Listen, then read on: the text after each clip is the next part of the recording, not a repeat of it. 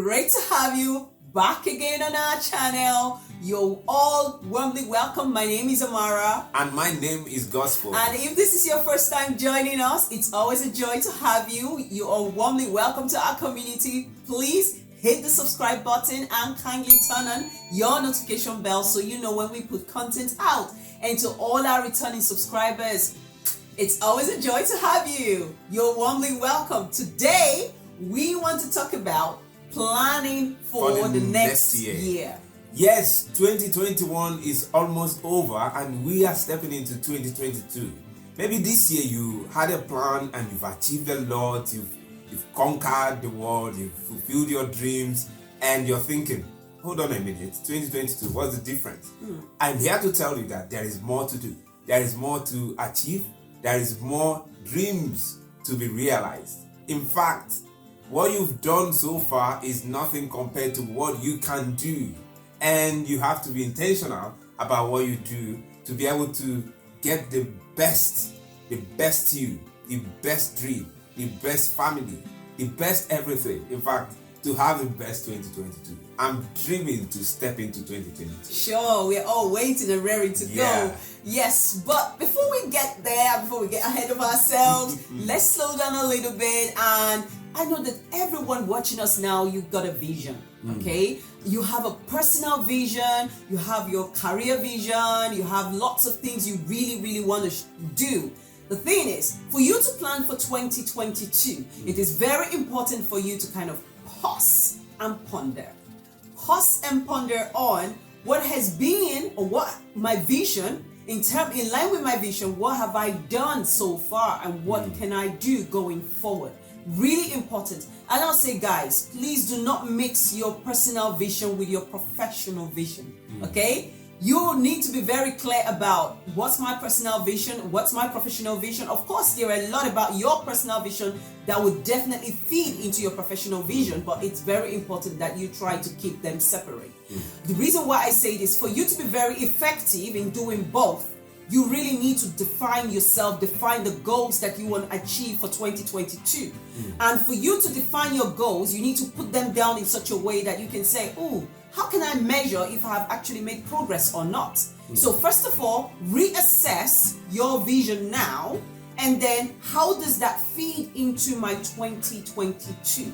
That's if you have a vision. Maybe you don't have one. This is time for you to reflect and, think about what is the overarching purpose or reason for your existence. What will you want to achieve that when you're not here, you would want people to remember you for? I always say to people, see the end from the beginning. So if you're going to live 70, 80, 90 years, what will you be that when we talk about you as someone who has lived on earth, people would always want to remember you for that specific thing? That could be the vision for your life. So for 2022, you should have a kind of plan that fits into that overall vision. And that overall vision should also be part of your family vision. Absolutely. Now, in order for you to get ahead of do this practically, it is very important that you break this down into sections, different categories. You want to know, first of all, what is going to be my spiritual plan? Really important. And you have to define that in terms of your faith. What exactly am I doing going forward? What should my next year look like in terms of my spiritual plan? How am I planning for next year? How is my family incorporated into that plan? Really important, because you need to assess your personal journey of faith. Yeah, when we talk about faith, we are looking at your belief, your values, your relationship with God. We believe in God, and we also profess that you need to have a relationship with Him as well. Absolutely. So what's your plan? How have you developed that relationship such that you understand His plan and His purpose for you, so that you're not also dependent on others to have a relationship with you? So once you define that, you understand that, then you plan. How much time am I going to spend developing engaging in spiritual resources? When we talk about spiritual resources, we are looking at for Christians, the Bible. How much time are you going to spend studying the Bible to equip yourself to transform your life through renewing your mind? And then how much time are you going to devote in your prayer life? And how much time? You need to measure these things. Goals have to be measurable such that when you achieve them, you know you have met your target. So spiritually, you have to think about where you are. What are the mistakes you've made in 2021? And how do you want to improve the quality of your spiritual life, your faith? We know that when your faith is not strongly rooted in terms of the quality and the level of connection you have with your Creator, that could impact other aspects of your life. So it's really important. Yes, I mean, that is the foundation upon everything that you build on. Now, if you are a husband, you are a wife, you are a daughter, you are a son, you're a grandmom, a granddad, whoever you are, it is very important that in your spiritual journey, in your faith journey, you carry along the people around you. They have to share with the experience that you are enjoying on your spiritual journey. It's not just for you alone. You need to get them to experience the same. And I think this is where you can, get people to, just enjoy what you enjoy, and they grow with you on that journey. So you're not just growing alone. You're not just flourishing alone, but they are flourishing alongside yourself. And I can't overemphasize how important this is, because a lot of times when we make plans and we are thinking about our spiritual journey, it's just about us. It's a personal. I'm not saying don't have a personal spiritual, retreat or something, but it's very important that you also incorporate the people that you love, the people around you on that journey as well. Yeah, I think as a family, it should be a unified thing. It should be something you discuss with your wife, your children, and those around you, so that in 2022, the quality of your relationship will be such that no one is left out. That's true. In planning for your next year, I think one of the things that you also need to focus on, apart from your spiritual plan, is your relationship plan. That's huge. That is massive. What is your relationship plan? Really important for you to define that. Where are you in terms of your relationship now? What has it been in 2021? What is it going to look like in 2022? Have you really have you had time to reflect on the mistakes or the challenges that you had to face together as a family, with your wife, with your children, with your loved one, with your mother, with your father, with your extended family members? Really important, because it is important that you nail your relationship plan for 2022. Yeah, one of the things you need to do is look at what worked for you in 2021. What were your areas of strength where you performed very well? Those your relationship competence skills that really worked well for you. I think you have to maximize those areas. And then think about the things that didn't go well. What were the areas that you need to work on? For instance, your wife has been complaining that you don't communicate. You're not there for her. It seems you're too busy. Emotionally, you're distant. I think that is a pointer to what you need to do in 2021. You need to actually think about 2022. In 2022. So you need to think about areas of competence that you need to develop. Maybe you need to read books. What are the books you need to read to equip yourself for a better relationship? What are the trainings that you need to have? Maybe you need to speak to a coach or a professional. Yeah. And then if your relationship has been turbulent in 2021, what can you do to change the course of things? Yeah, and I also think that it's really important to set in place action plan, because a lot of times we talk about reading and exposing ourselves to resources, but we don't necessarily action those things. So it's important that you set some timelines and put some action plans in place. How am I going to improve my relationship? What's going to be the step that I'm going to take going forward to make sure that my relationship is improved, or the quality of my relationship is improved? Because I think that is so massive. Remember that you are part of a family. You are part of, you've got a relationship. And if a relationship doesn't work, that's going to really affect your personal life. It's going to affect the way you go on to achieve your goals as a person. So it's very important that you really sit down and reflect on the quality, the health of your relationship? I think for me, one of the things I'm going to do this 2022 is that I'm going to love you better. Aww. I'm going to be there for you. I'm going to care for you more. I have to think about different ways, to deposit love, make a lot of emotional deposits in your bank account. Oh my so God. that each time you think about me, you're so excited about me. So I'll be so rich. Yes, that's what I'm going to do. It's part of my plan. So what I need to do is to think about what are those things. They might not be major things, but minor things that will make massive difference in our love life. And it's not just about both of us. We can also think about our relationship with our siblings, yes, with our children, our relationship friends, with our friends, our network of people that are connected to us in terms of work relationship, family relationship, friends, and all of those. So I need to think about how to be a better person in sharing love, in being kind to others in 2022. We have touched on the spiritual plan, and then we went on to look at the relationship plan. I think that the next thing that is super important for us to touch on is financial plan. Do you have a financial plan? Have you ever had a financial plan?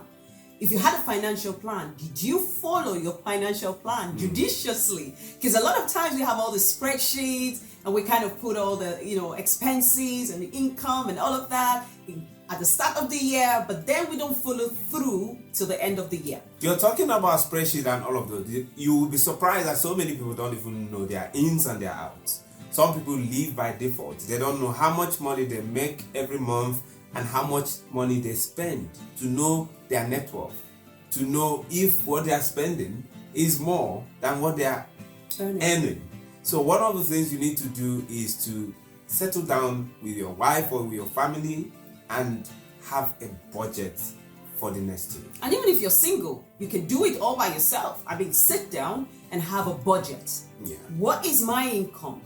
What are the expenditure or what are the expenses I have been making, and what is my net worth? Yeah. Really important for you to answer that question, because I think that this touches on different aspects of life. This can put a lot of pressure on people and make them make irrational decisions. So it's really important that you have a health check on your finances. And when you do that, you realize that obviously it's possible that the quality of life you desire, the lifestyle you want to live in the next 5 years, your net worth at the moment is not sustainable, cannot sustain that kind of life. So the thing you have to think about is, what can I do to live debt-free? What can I do to have that kind of life I desire? So it might mean you upskilling yourself.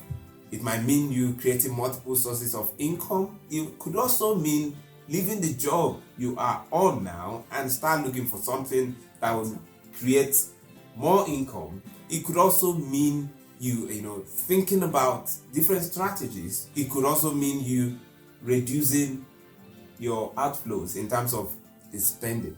There are things you spend money on that may not be relevant. Absolutely. So cut your coat according to your cloth. Yeah. Think about the life you want to live. We talk about Parkinson's law, which says that your income, your expenditure will always rise to meet your income. So what do? Break that law. Reduce, let your expenditure stay constant and let your income increase. Absolutely. So once you do that, you become financially independent and your relationship will flourish with that. We've always said that money is the elephant in the room. No matter how much you profess love, bills must be paid. Bills must be paid. If you have children, they have to go to school. You have to run a family, and that depends on money. There's a level of love expression you would want to show to your spouse. You want to take her on a holiday. If you don't have money, you can't do this. This is why you need to plan well, have a good financial plan to be able to achieve that. Not just for your immediate family, for friends, for those who trust and believe in you to be a source of help to them. You don't live life for yourself, you live for others. But if you're not independent, you won't be able to support other people. This brings us to our final point, which is physical well-being. What is your plan for your physical well-being? A lot of times we make all of these other plans, but we forget about ourselves. Remember that the organ, the mind, is in a body, and you really need to look after it. And what do you eat? And when we talk about intentional, you have to be very intentional about what you ingest. Really important. I'm talking about not what you're seeing, but what you actually eat. And a lot of times you have to really, really, really think about what you're eating. Is it a clean diet? You having a clean diet? And when I say clean diet, I mean quite a lot of things. Some people might be asking me, what is she talking about? How colorful is your food? That's one way to know if you're having a clean diet. When I mean colorful, I mean the vegetables and the things that are on the plate, and not just having a lot of carbs. You really need to be intentional about what you're taking in. You need to do a health check, a health MOT, and that's the word that is used here. But the thing is, you kind of do a health check of yourself. What is your sugar level? What is your blood pressure? Check all of that. Look at your weight and look at your body mass index. Really important. And then see how you can work out a plan to help you stay stable. Stay healthy. Stay healthy. Your physical well-being is really important, because your emotional well-being, your spiritual well-being, and your physical well-being, they are all interconnected, and your mental well-being as well. So you might have all the money, have all those. If you don't have good health to enjoy them, no, it's not going to work. You have to be alive to be married. If you are not alive, you won't be there for those who love you with all their heart. So it's not the right thing for you to die when you're not old enough to die. So that depends on you. We talk about your behavior and your lifestyle. Lifestyle includes exercise. When was the last time you had physical exercise that made you sweat and your heart was, palpitating? When was the last time? So you need to exercise, not vigorously, but be consistent in terms of how you exercise. If you're a man and you have this body fat around your stomach area, you need to find a way to reduce them so that you stay fit and healthy for those who love you. Yeah, I think it's really important, because a lot of times we talk about this. Some people take it seriously, some people don't take it seriously. We don't have time to go in depth into talking about physical well-being, and I think that we have to do another video, possibly bring somebody who is an expert, just to tell us what we can do in order to improve our physical well-being, as in practicalities of how we can actually work on ourselves to improve our physical well-being. There's quite a lot you can do in terms of planning for the next year, but I think we just gave you a few of them. Please, if you're watching this video, let us know on the chat. How else can we plan, or how else have you been planning for the new year? We want to know about that. And what are the measures that we need to take in order to improve the quality of our life for next year? We are saying to you that it's not just about planning, it's about getting ready and getting committed to make those plans come true, so that at the end of 2022, you can look back on how you spent your life over the years and over the year, and you're happy with yourself. Absolutely. And again, if you're new to our channel, do not forget, hit the subscribe button and kindly turn on the notification bell so you know when we put content out. And to all our returning subscribers, always a joy to have you. And on to the next episode, it's goodbye from us.